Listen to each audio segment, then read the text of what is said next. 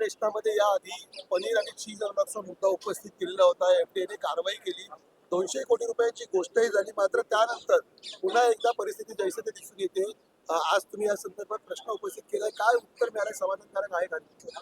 काय झालं होतं मार्च महिन्यामध्ये मी एफडीएचा जो चीज अनलॉक फेक पनीरचा मुद्दा मांडला होता आणि हा मुद्दा मांडल्यानंतर उपमुख्यमंत्र्यांनी आम्हाला आश्वासित केलं होतं, बैठक लावली होती आणि बैठकीमध्ये असं ठरलं होतं की एफडीएला येणाऱ्या अधिवेशनामध्ये म्हणजे पावसाळी अधिवेशनामध्ये काही तरतूद केली जाईल आणि ही तरतूद म्हणजे कमीत कमी 200 कोटी रुपये जर एफडीएला मिळाले तर एफडीए काहीतरी काम करू शकतं, हे त्यावेळेस मीटिंगमध्ये निष्कर्ष निघाला होता.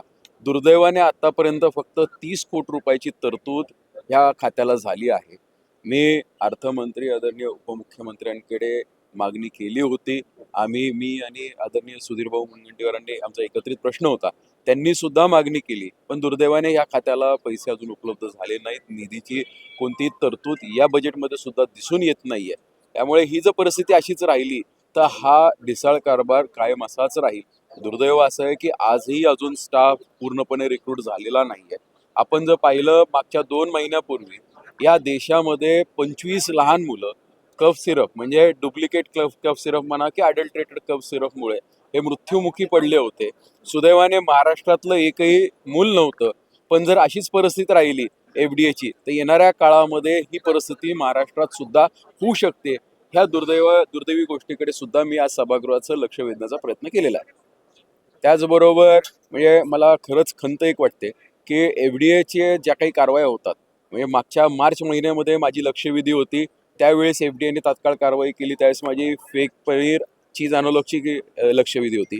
त्यानंतर माझा हा सुगंधी सुपारी आणि गुटख्याचा प्रश्न कालच्या जुलै महिन्यामध्ये आपल्या पावसाळी अधिवेशनामध्ये होता.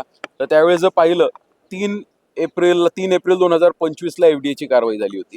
त्यानंतर परत 1 जुलै 2025ला कारवाई झाली आणि आत्ता कोणताही प्रश्न यावेळेस एफडीएचा लक्षवेधी नव्हती, प्रश्न नव्हता. तर आता या अधिवेशन काळामध्ये कोणती कारवाई दिसून येत नाही आणि मला खात्री आहे की पुढच्या 2-4 दिवसामध्ये लगेच आपल्याला कारवाई पाहायला मिळेल.